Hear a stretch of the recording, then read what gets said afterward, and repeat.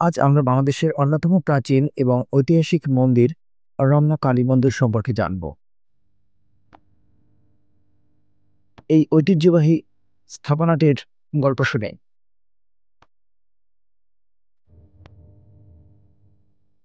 রমনা কালী মন্দিরের ইতিহাস শুরু হয় 17শো শতাব্দীতে। মোগল আমলে এটি প্রতিষ্ঠিত হয়। ধারণা করা হয় অরণ্য ঘেরা এই এলাকায় কালী দেবীর মূর্তি স্থাপন করা হয়েছিল, যা পরবর্তীতে একটি মন্দিরের রূপ নেয়।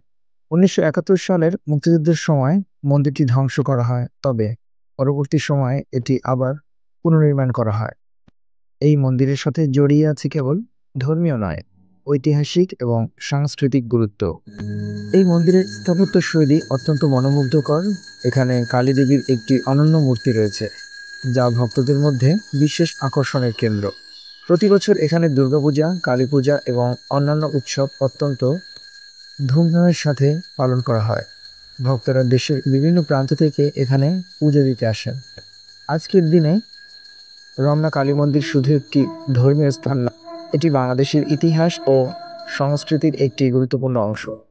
এই মন্দিরে এসে এক ধরনের শান্তি এবং পবিত্রতার অনুভূতি পাওয়া যায়। রমনা কালী মন্দির আমাদের ইতিহাস, সংস্কৃতি এবং ঐতিহ্যের একটি জীবন্ত স্মৃতি। এটি শুধু একটি মন্দির নয়, এটি আমাদের শিকড়ের প্রতীক।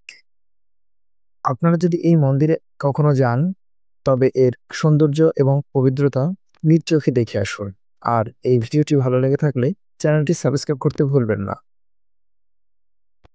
ধন্যবাদ। সবাই ভালো থাকুন, আনন্দে থাকুন। আবার দেখা হবে নতুন কোনো ভিডিও নিয়ে।